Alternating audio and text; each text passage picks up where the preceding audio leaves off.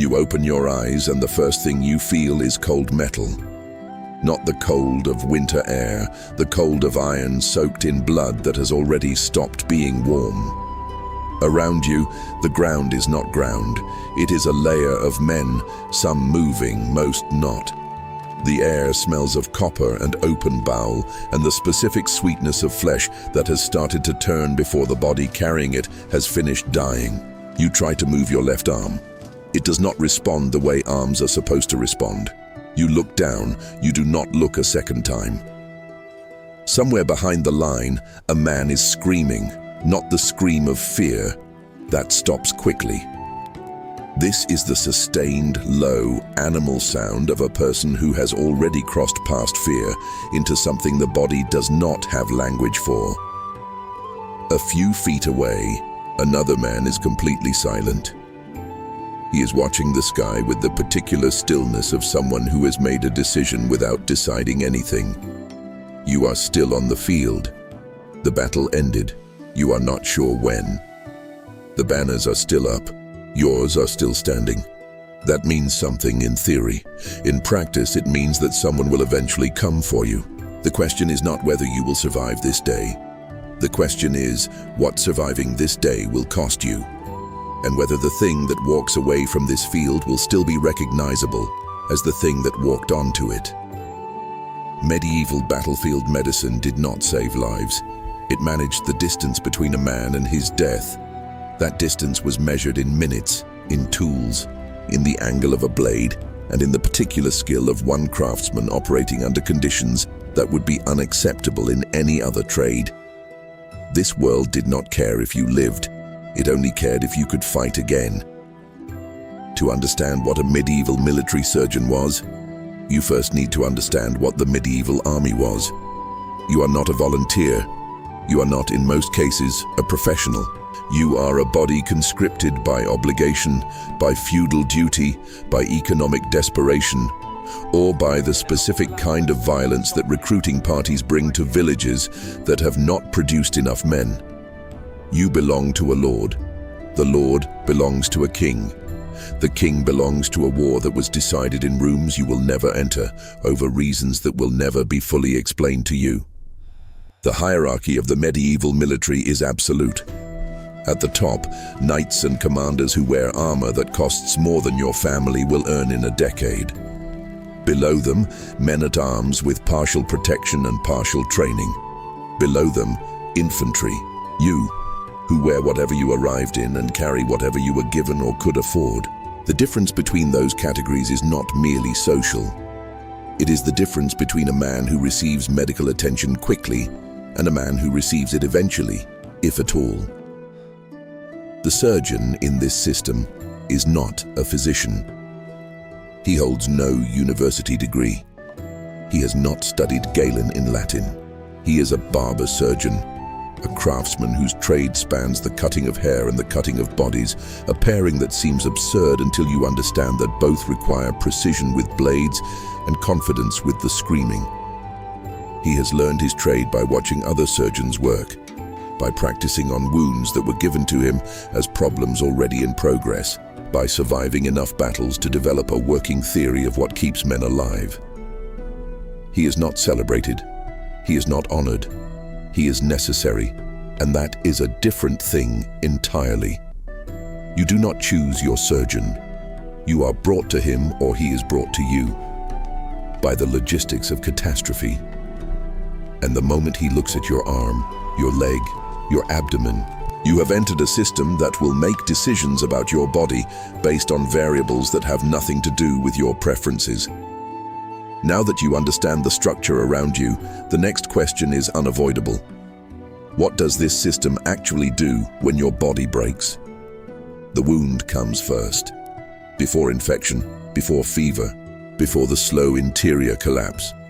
The wound itself is the first problem, and it is a problem of architecture. A sword cut across muscle is one thing. An arrow lodged inside a joint is another. A mace blow that does not cut but shatters the bone beneath intact skin is a third category entirely. and each requires a different response from a man working in an open field with limited tools and no time. The surgeon's first priority is bleeding. An artery cut and left open kills a man in minutes. The management of bleeding in the medieval period relies on 3 techniques: direct pressure, cauterization with a heated iron, and ligature, the binding of the vessel with thread or cord. Each of these works partially in specific conditions. Cauterization seals the vessel but destroys surrounding tissue and introduces its own risk of infection. Ligature is effective but requires the surgeon to locate the vessel inside the wound, which is not a clean process. Direct pressure works for surface wounds but cannot reach what is bleeding deep. Skeletal remains examined from medieval battlefield graves show patterns that confirm what chroniclers recorded. Men survived injuries that should have been fatal and died from injuries that should have been manageable. The difference was not the nature of the wound, it was the speed and quality of the intervention. A soldier who reached a surgeon within the first hour had measurably better odds than one who lay on the field for 3. The field itself was the first enemy, not the enemy who made the wound. You survive the bleeding. That is the first threshold. There are others waiting, and they are patient in ways that the sword was not. The decision to amputate is not made dramatically. It is made practically under pressure, in the same tone a carpenter uses when he decides a beam is too far gone to repair. The surgeon looks at the limb. He looks at the color of the tissue, the smell, the temperature, the way the injury presents. If the bone is shattered beyond repair, if the flesh is already dying, if the wound is deep enough to make preservation a longer gamble than removal, the limb comes off. This is not a last resort. It is a calculation. The procedure requires speed above everything else. A trained surgeon performing an amputation on the battlefield aims to complete the removal in under 3 minutes. Not because 3 minutes is scientifically optimal, but because the patient cannot tolerate the pain for longer than that before the shock becomes a different kind of threat. There is no anesthesia in the modern sense. Alcohol exists, but its effect on surgical pain is marginal. It blunts the edge slightly and loosens the body's resistance to panic, but it does not eliminate sensation. The patient is held down by assistants, sometimes by other soldiers, sometimes by rope. The saw enters the bone at an angle designed to leave a smooth stump. The skin and muscle are folded back before the cut and then drawn over the end afterward, a technique that medieval surgeons arrived at through observation, not theory. They noted that stumps covered with soft tissue healed better than stumps left exposed. They did not know why. They knew it was true. Accounts from military campaigns describe surgeons working through the night after major engagements, moving from body to body, making the same calculation repeatedly until their hands shook from fatigue. What no amputation could solve was what came next. And what came next was already inside the wound before the saw touched the bone. Infection has no face. It has no armor and carries no weapon.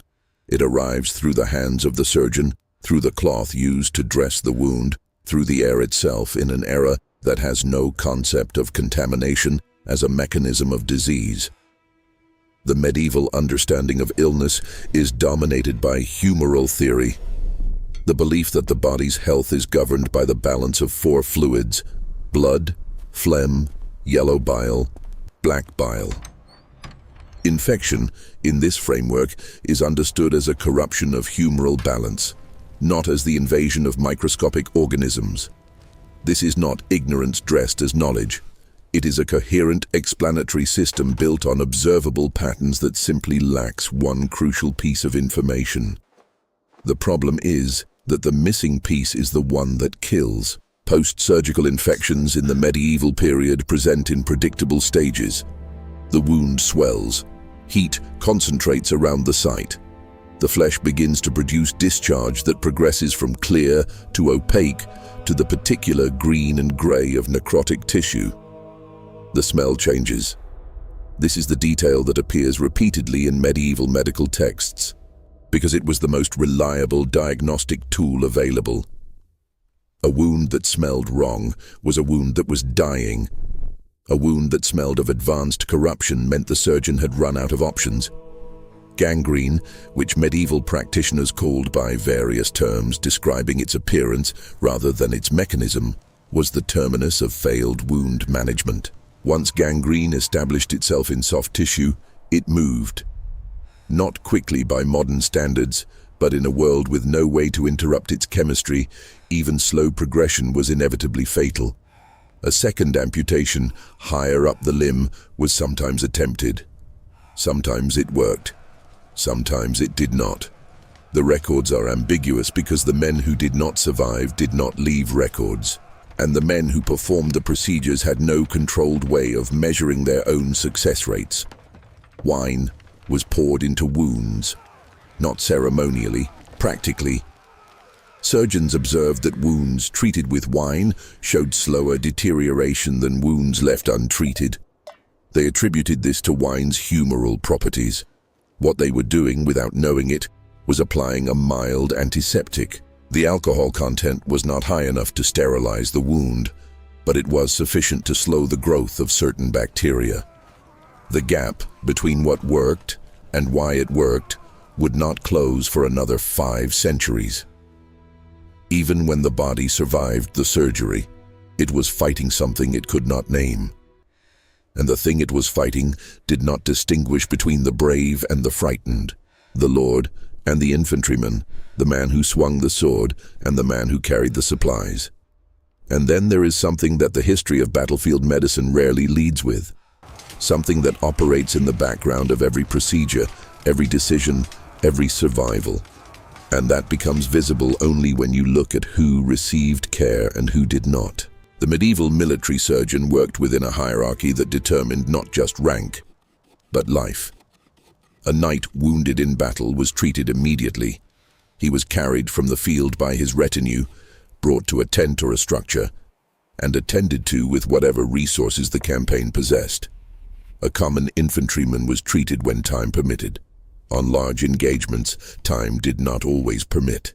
The same surgeon who spent an hour reconstructing a nobleman's damaged hand might spend 30 seconds deciding whether a foot soldier's leg was worth saving. And that decision was not purely medical. It was social. It was economic. It was a reflection of what the system considered worth preserving. Chroniclers of major medieval campaigns record moments where wounded common soldiers were left on the field for days. Not because no surgeons existed, not because the injuries were untreatable, but because the logistics of the campaign did not prioritize their recovery, and the men whose job it was to prioritize had already moved on to the next engagement. In some cases, armies killed their own severely wounded rather than leave them to the enemy. A decision presented in chronicles not as cruelty, but as mercy, as military pragmatism, as the unavoidable arithmetic of war. You do not legislate against practices by naming them kindness, and medieval armies named this kindness. What this reveals is that survival after a medieval battle was not purely a medical problem. It was a status problem. Your odds did not depend only on the nature of your wound. They depended on where you stood in a system that had calculated your replacement cost before the battle even began.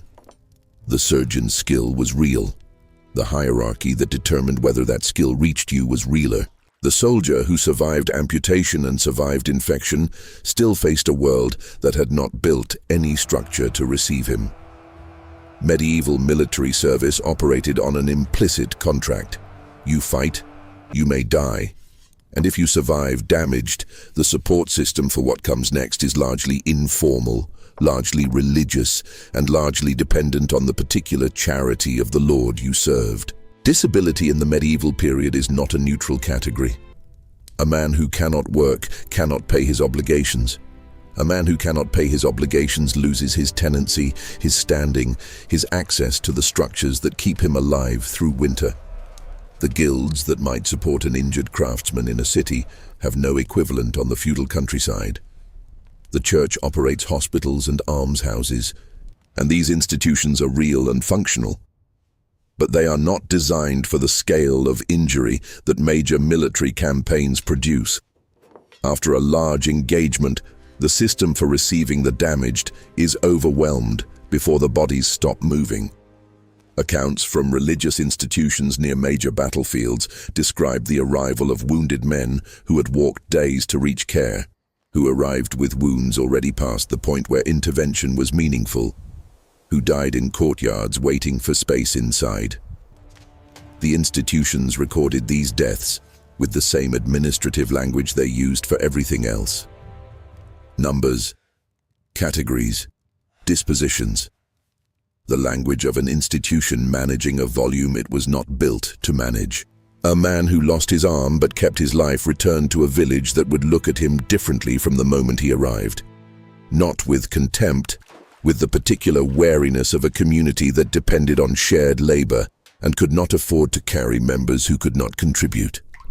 His family would try, the community would adjust, but the adjustment was never full, and everyone knew it. Survival was the beginning of a different kind of struggle, not the end of the original one. The women who followed medieval armies, and they did follow them in numbers that military histories long underreported, occupied the most exposed position in the entire system. Camp followers included wives, mothers, daughters, laundresses, traders, and practitioners of every service an army in the field required. They were not soldiers. They had no protection under military law. They had no formal status in the hierarchy of the campaign, and yet they were essential to the functioning of every extended military operation in the medieval period. The medical labor performed by women in these camps was substantial. Wound dressing, herb preparation, the management of fever and nutrition for recovering men. These tasks fell primarily to women who had no formal title and received no formal recognition. The knowledge they carried was practical and accumulated across generations, passed through networks that had no written record because the women who maintained them were not expected to write. When a surgeon was unavailable, which was frequently, it was often these women who made the first intervention, who packed a wound, who applied a poultice, who kept a man still long enough for the bleeding to slow. Their own vulnerability was absolute. In the aftermath of a battle lost, camp followers faced the full violence directed at civilian populations. In the aftermath of a battle won, they faced the disorder of a victorious army that had no formal obligation toward them. The surgeons who operated in the same camps wrote occasionally about the usefulness of the women around them. They almost never wrote about what happened to those women when the campaign ended and the army dispersed. The silence in those records is its own kind of document. When a campaign extended beyond its initial supply lines, the medical system did not degrade slowly. It collapsed in sequence. First, the clean cloth for dressings ran out, then the wine, then the herbs that functioned as the primary pharmacological tools available to surgeons: willow bark for fever, honey for wound dressing, garlic preparations applied to infected tissue. Each of these had observable effects that medieval practitioners had documented through repetition. Each of them disappeared when supply chains broke. A surgeon without materials is not a surgeon. He is a man with knowledge and no way to apply it. He can still cut. He can still cauterize. He can still make the decision about whether a limb is salvageable. But every intervention he performs without proper materials increases the probability that the intervention itself becomes the cause of the next crisis. An unsterilized blade that saves a man from bleeding out is also a blade that introduces new contamination into the wound. The surgeon knows this in his operational way. He makes the choice anyway, because the alternative is doing nothing. And doing nothing is also a choice with consequences. The church, which provided the closest thing to systematic medical infrastructure in the medieval world, struggled to maintain that infrastructure in active campaign zones. Monks, who functioned as medical practitioners in monasteries, found themselves operating in conditions that their institutions had not designed them for. The theological framework that motivated their care was genuine. The material resources that would have allowed that care to be effective were not reliably present. When the system collapsed fully, the men on the margins, the low-status infantry, the camp followers, the contracted labor of a campaign, were the first to fall outside the boundary of organized care. Not through decision, through the mathematics of insufficient resources applied to excessive need.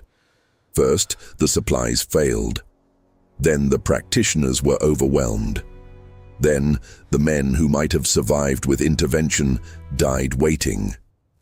And the campaign continued, because campaigns do not stop for their own casualties. What persisted in this world was not heroism in any form recognizable to the modern imagination. It was smaller than that. A surgeon who had been working for 20 hours continued working, not from inspiration, from the particular stubbornness of a craftsman who has not yet finished his task. A soldier with one arm learned to perform the functions of his remaining hand with a precision that his original two hands never required. A camp woman kept track of which herbs were running low and stretched the supply by altering preparation methods she had never been formally taught, but had watched closely enough to replicate. The adaptation was not triumphant. It was functional. Medieval medical practitioners developed techniques across generations of battlefield exposure that were measurably effective within the limits of what they understood. They arrived at correct practices through wrong theories: wound closure, limb removal at the right level, the application of substances that inhibited bacterial growth. Because observation is a more reliable teacher than ideology, even when the practitioner does not fully understand what the observation is showing them.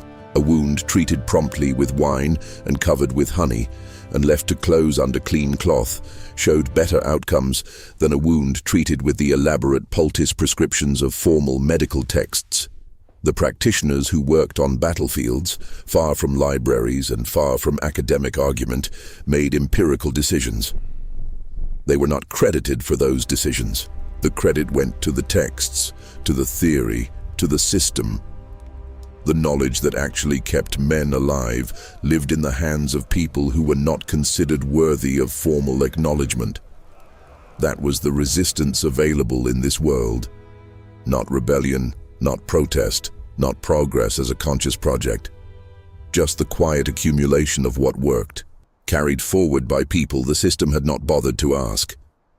When you imagine medieval battlefield surgery, the image that comes most readily is the dramatic one. The candle-lit tent, the gritted teeth, the saw cutting through bone while drums beat outside. That image is not false, it is incomplete. What it leaves out is the system surrounding that moment. The hierarchy that determined whether the surgeon reached you at all. The supply chain whose failure transformed a treatable wound into a fatal one. The women whose undocumented labor kept men alive between formal interventions. The structural indifference of an institution that sent men into catastrophic physical danger while possessing only the most fragile architecture of care to receive them afterward. Medieval surgeons were not heroes operating against impossible odds. They were craftsmen operating within a system that used them efficiently and credited them minimally. Some of what they did was wrong. Some of what they did worked. The proportion of what worked was higher than their reputation suggests and lower than survival required. They operated at the edge of what their world made possible, and they moved that edge slightly forward with every campaign. Not through genius, through repetition. Through the specific knowledge that comes from being present when things fail and adjusting until they fail less frequently. The soldiers who survived medieval battles survived not because the medicine was sophisticated, but because the margin between what was possible and what was necessary was sometimes barely bridgeable. The ones who did not survive were not weaker or less deserving. They were positioned further from the margin. That is what this world was. Not cruel by intention, indifferent by structure. And the difference between those two things is the most important thing this period can teach. If you had been on that field, not as a knight, not as an officer, not as anyone whose name would appear in a chronicle, what would your odds have been? Think about it. Leave your answer in the comments. The specific place you were wounded, the specific campaign, the specific lord you served, all of it mattered more than your will to survive. Subscribe if you want to keep exploring these worlds honestly, without the comfortable version. The next place we reconstruct may be harder than this one.